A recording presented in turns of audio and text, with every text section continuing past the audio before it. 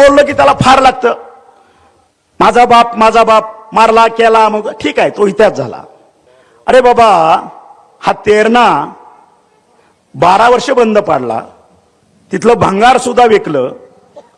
तू ज्याला भंगार विकलं त्या माणसाचं नाव काय? अनिलराव आपला सुधाकर जवळे पाटील 4 दिवसापूर्वी मला भेटले. म्हणले साहेब 1 कोटीचं मी भंगार ह्याच्याकडं विकत घेतलं. 1 कोटीचं 35 लाख रुपये ह्याला मी दिले. 1 कोटीचा सौदा झाला. बघितलं तर 30-35 लाखाचंच भंगार होतं. म्हणून मी 35 लाखाचंच ह्याला पैसे दिले. आणि मग मला फोन केला, अरे बाकीचे पैसे कुठे आहेत?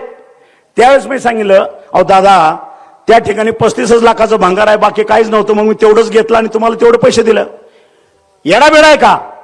तिथं कटर घेऊन जा, अजून काय तोडता येतंय? तुझ्या 1 कोटीच्या भंगाराची सगळी काय असेल ती बेरीज कर, तेवढं वजन कर आणि बाकीचा पैसा लवकर घेऊन ये. 55% आरोप ज्या सावंतांनी केला त्यांना एवढंच विचारायचंय की तुमच्यासारखा भ्रष्ट मार्गाने जर आम्ही पैसा कमावला असता तर आम्ही सुद्धा त्या भारतीय जनता पार्टीच्या वॉशिंग मशीन मध्ये पालतं पडला असतो की शुद्ध होऊन निघू आणि त्यांच्याकडे जाऊ. अरे इमानदार आहेत म्हणून तर खोटा राहून कुणाच्या बापाला न घाबरता इथं उभारलोय.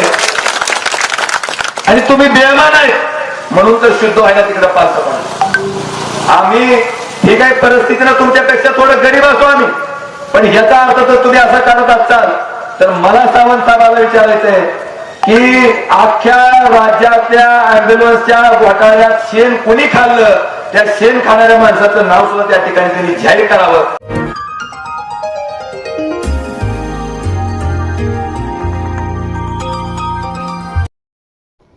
अशा नवीन बातम्या पाहण्यासाठी आमच्या VS मराठी न्यूजला लाईक, सबस्क्राईब व शेअर करा.